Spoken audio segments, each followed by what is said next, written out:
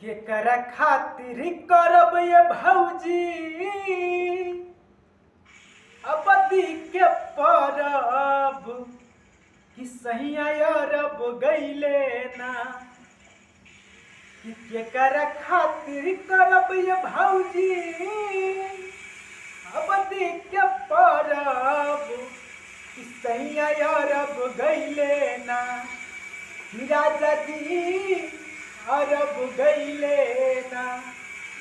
किसे जे पर के करा संगे लहरब सहिया अरब गईले ना किसे जे पर के करा संगे लहरब सहिया अरब गईले ना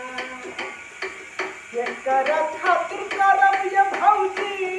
अबदी के परब सहिया अरब गईले ना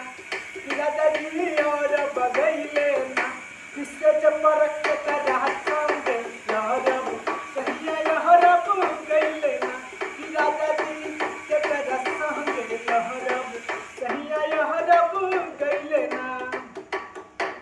ससुरा में तेल बिना सुखता अचार हो ससुरा में तेल बिना सुखता अचार हो उनकल निमन रहे नैहर के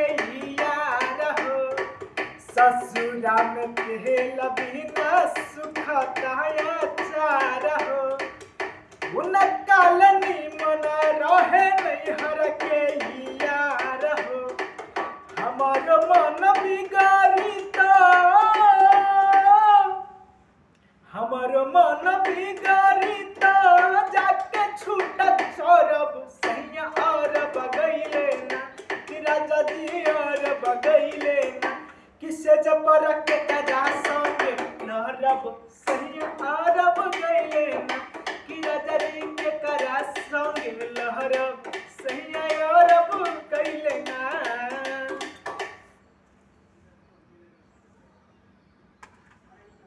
सहेला सहात अब हमरा के जबनिया जितुआ जितेंद्र के बोलल घर धनिया सहले न सहात अब हमरा से जबनिया जितुआ जितेंद्र के बोलल घर धनिया केकरा संगे करब अब की बेर हम परब कि सहिया अरब गईले ना किसे जे पर केकरा संगे करब सहिया अरब गईले ना कि राजा जी केकरा संगे लहरब सहिया अरब गईले ना। दोस्तों अगर मेरा वीडियो अच्छा लगता है तो लाइक सब्सक्राइब करना ना भूले।